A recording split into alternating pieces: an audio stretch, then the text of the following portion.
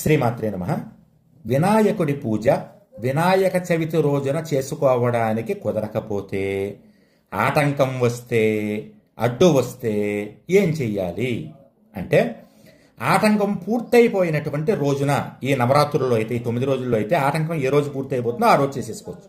ఉదాహరణకు ఆడవాళ్ళకి ఇబ్బంది వచ్చింది, వినాయక చవితి కుదరలేదు, అందుకని ఆడవాళ్ళకి ఇబ్బంది అయిపోయినటువంటి 5వ రోజున, 4 రోజులు 3 రోజులు ముట్టు, 4వ రోజు తొలి స్నానం, 5వ రోజు మారు స్నానం కదా, 5వ రోజు చేసేసుకోవచ్చు. అలాగే ఏదన్నా పురిటిమైలో ఎవరన్నా చనిపోవడం అయిపోతే కనుక ఏ రోజు శుద్ధి అవుతుందో ఆ రోజు చేసేసుకోవచ్చు నవరాత్రుల్లో అయితే. ఒకవేళ అలా కుదరలేదండి, అవలేదు, దాటిపోయే నవరాత్రులండి అనుకుంటే కనుక మళ్ళీ వచ్చేటటువంటి చవితి అంటే మహాళయ పక్షాల్లో చవితి రోజున చేసుకోవచ్చు. అలా కూడా కుదరలేదండి, లేకపోతే మహాళయ పక్షాల్లో చేసుకోవడం మాకు ఇష్టం లేదండి అంటే, వినాయక చవితితో సరిసమానమైనటువంటి చవితి ఒకటి ఉంది. అదేంటంటే మాఘమాసంలో వచ్చేటటువంటి శుద్ధ చవితి. ఆ రోజు